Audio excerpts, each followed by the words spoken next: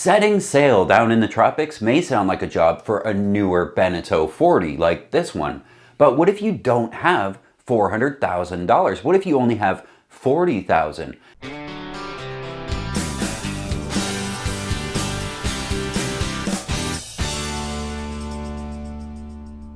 It wasn't very long ago that all this cruising sailboat in the Caribbean business was done on much different boats. Shallow draft, heavy displacement, ocean-going boats designed from a time heavily influenced by the racing rules of the era. Sparkman and Stevens 3/4 tonners and Bob Perry's Taiwan-built full keelers. But something else was happening too. Designers like Charles Morgan and Ted Brewer were whipping up designs of boats with long keels and lots of bedrooms, big saloons and galleys, and even center cockpits. Boats like the Morgan Out Island became a staple in the Caribbean islands because they sailed well and they accommodated a whole family inside. And this week, just such a boat. The mighty, or in some ways not so mighty, Whitby 42. Ted Brewer designed the Whitby 42 back in 1971 for Whitby Boatworks in Canada. She has a 13-foot beam, 32-foot 8-inch waterline, and a moderate 5-foot draft. Comfortable, seaworthy, and forgiving of a novice sailor, the Whitby 42 found a receptive clientele when they were selling her, and Whitby Boatworks sold 233 of them before ceasing production in 1987. In 1979, Fort Myers Yacht and Shipbuilding in Florida obtained a license to design that boat too and built 32 of them for themselves, reportedly of pretty high quality. Fort Myers changed the design in 1983 to a 4-foot draft with a centerboard and renamed it the Brewer 12.8. In 1987, it was again modified into the Brewer 44, which we absolutely love, and they produced that one until 1991. Construction of the Whitby 42 is generally sound for a coastal cruiser. However, many of these boats are put to the test of extended offshore passages, some having rounded Cape Horn and done circumnavigations, and there are a few details you should be aware of on this boat if you want to buy one. The hull is constructed with a balsa wood core used from just below the deck to about a foot below the waterline. Decks are constructed of fiberglass cloth and mat with balsa wood core there too, and are fastened to the hull with an inward flange. Cored hulls are usually bad news, but also Whitby's liberal use of pop rivets as a means of fastening structural components was a little bit concerning. Even the deck-to-hull joint of a lot of Whitby 42s is fastened with pop rivets and then fiberglass and resin.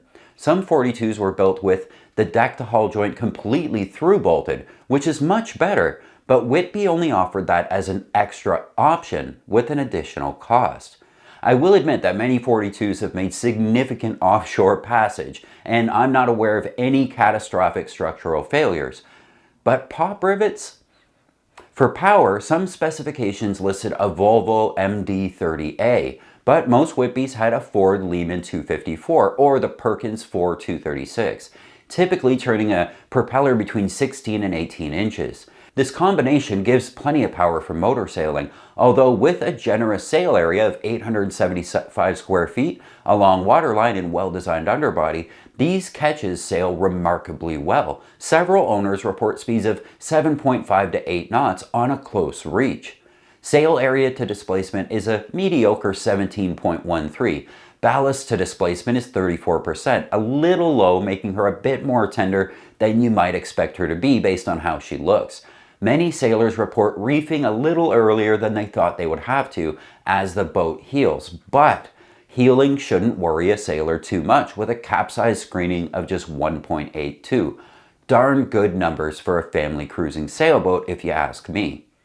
Under sail, the performance of the Whitby 42 is a bit sluggish through tacks in light air. Her windward performance is acceptable but not outstanding, and she has very respectable speed on reaches and runs, particularly in moderate to heavy air. The addition of a mizzen, staysail, and spinnaker will help light air downwind performance. Some Whitby 42s were built with an optional bowsprit. Others have been retrofitted to have that feature, reportedly improving the balance and weatherly performance of the boat significantly. The strength of the 42 clearly lies in her accommodations. There are good-sized staterooms fore and aft, and both have large adjoining heads with showers. A U-shaped galley is pretty spacious and perfectly positioned to keep the cook out of the way of the passengers and crew. In addition, there's a large saloon, comfortable navigation station, and even a workbench along the passageway between the nav station and the aft stateroom. The Whitby 42 is justifiably regarded as one of the most livable production boats to be found in this range.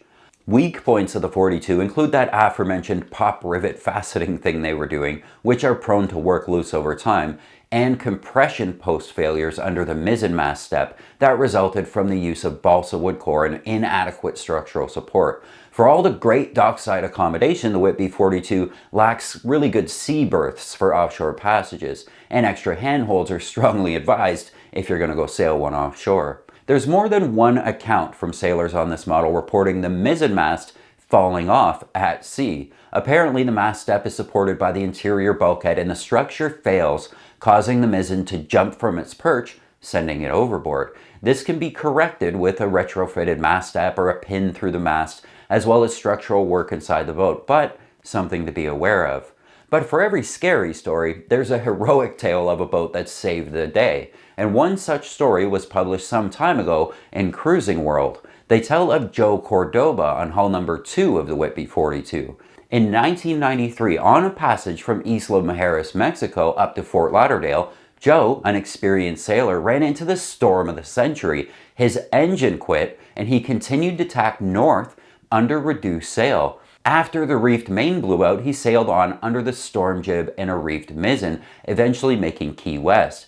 Joe's improvements reflect that experience. He fitted a sturdy gooseneck on the main mast to take a mainsail roller furling system, and it can now reduce the mainsail and mizzen areas more than the old slab reefing allowed.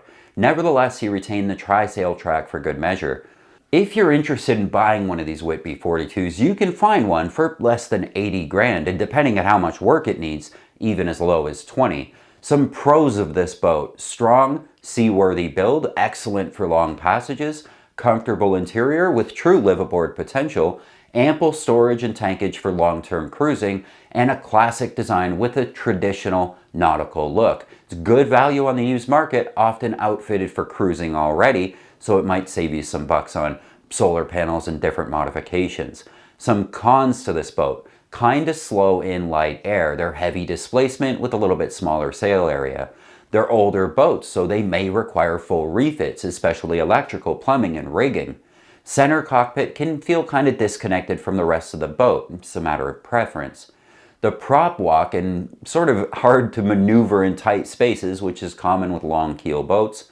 Potential deck core issues or even coring in the hull, so check for water intrusion around all the fittings and make sure you have a moisture meter read the entire hull. Common refit items are engine replacements. These things are going to have a lot of hours. Chain plate replacements, especially those that are glassed into the hull. Deck core and hull core, electrical and plumbing updates, standing rigging and running rigging. There are some alternative boats to consider too. The CSY 44, also a heavy full keel cruiser with good space. Tiana 42, it's a better performer under sail with similar comfort. Island Packet 38 and 40, similar Bluewater pedigree, more modern interiors. Or even the Gulfstar 44, which is a very similar boat. What do you guys think? These 42s are getting a lot older now. Are they still viable as Caribbean cruisers? I think that with no moisture issues in the deck and hull, good standing rigging, and an engine that runs, I wouldn't hesitate to take one of these from Florida to Grenada and back. How about you? Leave a comment and let us know. If you like older sailboats, hit the thumbs up so that we know you're out there. Also, did you see the article we published about sailing without a rudder? Loss of steering may well be the most common cause for rescue of boats sailing offshore, but the problem is even worse inshore where there's more debris to hit. An emergency rudder is always possible, and you can read about it here. I'll leave a link in the description. It's definitely worth checking out. That's it for this week. Hit subscribe so I can see you again next time.